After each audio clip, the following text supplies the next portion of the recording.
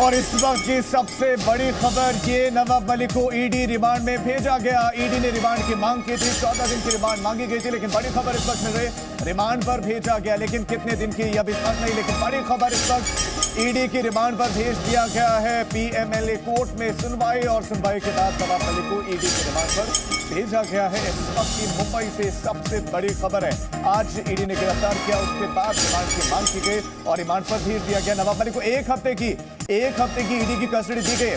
मांग 14 दिन की थी, लेकिन एक हफ्ते की कस्टडी यानी कि 3 मार्च तक ईडी की कस्टडी में रहेंगे नवाब मलिक इस्तीफा देंगे नहीं देंगे, सपोर्ट करना है नहीं करना है, पॉलिटिकल बयानबाजी भी है, उनको लेकर चिंतन मंथन दूसरी तरफ महाविकास अघाड़ी कर रहे। लेकिन इस बीच में पीएमएलए कोर्ट में सुनवाई के बाद यह निर्णय लिया गया, नवाब मलिक 3 मार्च तक कस्टडी में रहेंगे।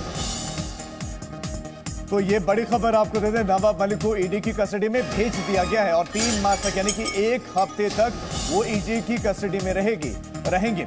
ईडी की कस्टडी में रहेंगे नवाब मलिक। तो Maharashtra cabinet minister, senior leader Nawab Malik 3 March तक कस्टडी में रहेंगे और पूरा का पूरा जो मामला है वो जमीन से जुड़ा हुआ है। और बड़ी खबर, पीएमएलए कोर्ट ने 3 मार्च तक ईडी की कस्टडी में भेज दिया है नवाब मलिक को ईडी की कस्टडी में भेजा गया है। तो इस वक्त की बड़ी खबर आपको दे दें, दाऊद से कनेक्शन के इल्जाम उन पर और पूर्व मुख्यमंत्री देवेंद्र फडणवीस ने बेहद गंभीर आरोप लगाए। कहा कि बड़ी महंगी जमीन टाडा के जो दोषी हैं उनसे खरीदी गई और कम कीमत पर उनको खरीदा गया। 3 मार्च तक ईडी की कस्टडी पर उनको भेज दिया गया। राकेश इस वक्त हमारे साथ जुड़ गए। राकेश, और क्या अपडेट्स आपके पास? जी बिल्कुल राजीव, इस वक्त की जो सबसे बड़ी अपडेट है कि 8 दिन की जो ईडी कस्टडी है वो सुना दी गई है।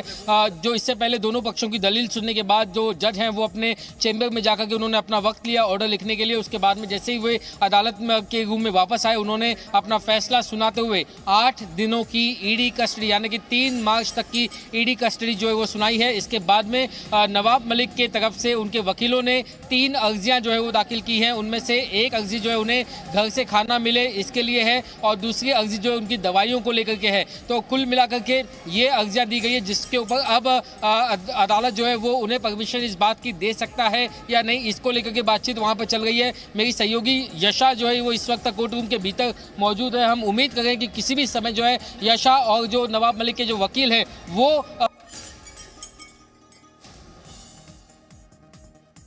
वे कौन से ग्राउंड्स हैं। अदालत ने 8 दिन की ईडी कस्टडी दी है। मैं आपको बता दूं कि रिमांड उसमें कई सारे जो पेयर्स थे वो बताए गए, कई सारे ग्राउंड्स बताए। ठीक है राकेश, मैं लौट रहा हूं आपके पास। ये बड़ी खबर, 3 मार्च तक यानी कि एक हफ्ते तक ईडी की कस्टडी में रहेंगे नवाब मलिक। यही इस वक्त की बड़ी खबर। महाराष्ट्र पीएमएलए कोर्ट ने नवाब मलिक को ईडी की कस्टडी में भेज दिया। हालांकि ईडी चाहती थी कि 14 दिनों तक रखा जाए। नवाब मलिक के वकील ने कुछ और डिमांड्स भी रखी वहां पीएमएलए कोर्ट के समक्ष, लेकिन 3 मार्च तक नवाब मलिक को कस्टडी में भेज दिया गया है। यही बड़ी खबर है, यानी कि नवाब मलिक को एक तरीके से झटके के तौर पर देखा जाएगा कि बड़ा झटका उनके लिए, क्योंकि दलील में बचाव पक्ष की दलीलें बहुत सारी थी कि हम तो सपोर्ट कर रहे हैं, हम डॉक्यूमेंट्स दे रहे हैं और इस तरह से व्यवहार नहीं करना चाहिए, उनको गिरफ्तार नहीं करना चाहिए, हम तो सपोर्ट कर रहे हैं। लेकिन पीएमएलए कोर्ट ने एक हफ्ते की ईडी के रिमांड में भेज दिया है नवाब मलिक को। ये इस वक्त की बड़ी खबर। महाराष्ट्र की राजनीति से जुड़ी हुई कैबिनेट मिनिस्टर को ईडी ने गिरफ्तार किया और उसके बाद पीएमएलए कोर्ट में उनकी पेशी और मांग रखी गई है। बचाव पक्ष की तरफ से दलील रखी गई कि घर का खाना और कुछ मेडिसिन उनको दिए जाएं। ये इस तरह की कुछ डिमांड रखी गई। 3 मार्च तक ईडी की कस्टडी में नवाब मलिक और ईडी अब करेगी उनसे पूछताछ।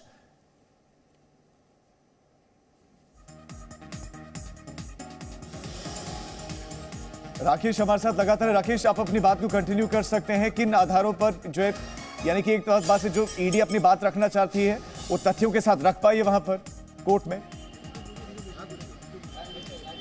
जी बिल्कुल, मैं आपको यही बताया था कि जो 3 जो एप्लीकेशन की जा गई, मांग की जा गई है, उसमें एक जो है वो घर के खाने के लिए, दूसरी जो मेडिसिन के लिए और तीसरी जो गुजारिश की गई है वो ये कि जब भी इन्वेस्टिगेशन होगा उस इन्वेस्टिगेशन में जो है उनके जो वकील हैं वो भी उनके साथ में पेश करेंगे। देखिए यहाँ पर मैं आपको बता दूं, नवाब मलिक यहाँ पर जा रहे हैं, कैमरा इस तरफ ले लीजिए।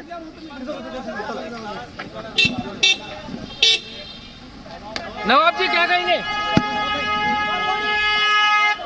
तो आप देखेंगे कि नवाब मलिक को जो है इसी समय जो है इस सफ़ेद गाड़ी में आप देखेंगे लेकर के जा गए हैं, और ये वो गाड़ी है जिसमें कस्टडी में लेकर के जा गए हैं ईडी के अधिकारी। आप देख सकते हैं कि कोर्ट से अभी अभी ये कॉन्वॉय जो एनफोर्समेंट डायरेक्टरेट का वो बाहर निकला हुआ है, और नवाब मलिक को अब ईडी कस्टडी सुनाए जाने के बाद अब उन्हें ईडी के दफ्तर ले जाया जाएगा, जहां पर ईडी दफ्तर में उन्हें रखा जाएगा। वहीं उनसे जो है आगे आने वाले दिनों में पूछताछ होगी। और ऐसे में ये एक जानकारी अभी आनी बाकी है कि उन्होंने जो 3 एप्लीकेशन जो की थी उस पर क्या कोर्ट ने उन्हें मंजूरी दे दी है। अगर कोर्ट ने उन्हें मंजूरी दे दी होंगी, सर क्या आप हमें बताएंगे कोर्ट में क्या हुआ आज? कोर्ट में नवाब मलिक साहब को 3 मार्च तक की पुलिस कस्टडी दी गई है। कोर्ट ने दोनों तरफ से सुनवाई की है। अब देखते हैं 3 तारीख को पुलिस अपना जो रिप्लाई आता है उसमें क्या आता है। आपका नाम बता दीजिएगा, आप किसकी टीम को रिप्रेजेंट करते हैं? एडवोकेट रेहान जबाली मेरा नाम है। मैं किसी टीम्स को सपोर्ट नहीं करता, पर देखा जाए तो ईडी की कहीं ना कहीं जोर जबरदस्ती दिखते आ रही है मैटर में। थैंक यू रेहान जी। मैं तो आपको ये बताता कि एनफोर्समेंट डायरेक्टरेट जो है वो अंदर कुछ वकील जो है वो लोग मौजूद थे, उनसे भी बातचीत कर लेते हैं। आप अपना नाम बताएंगे, आप कौन से किसको रिप्रेजेंट कर? कृपया नाव सांगा आणि पद सांगा।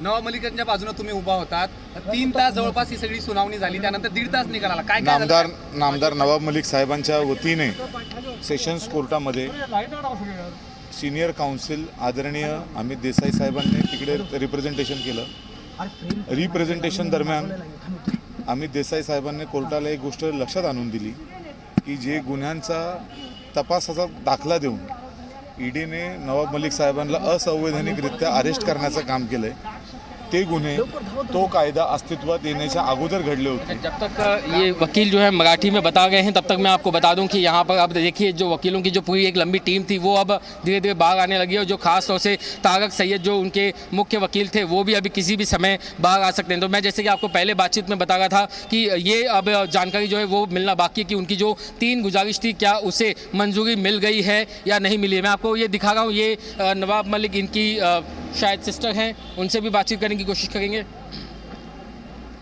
फैमिली कुछ कहना चाहती है मैडम इस वक्त? कुछ आपके बात करना चाहेंगे?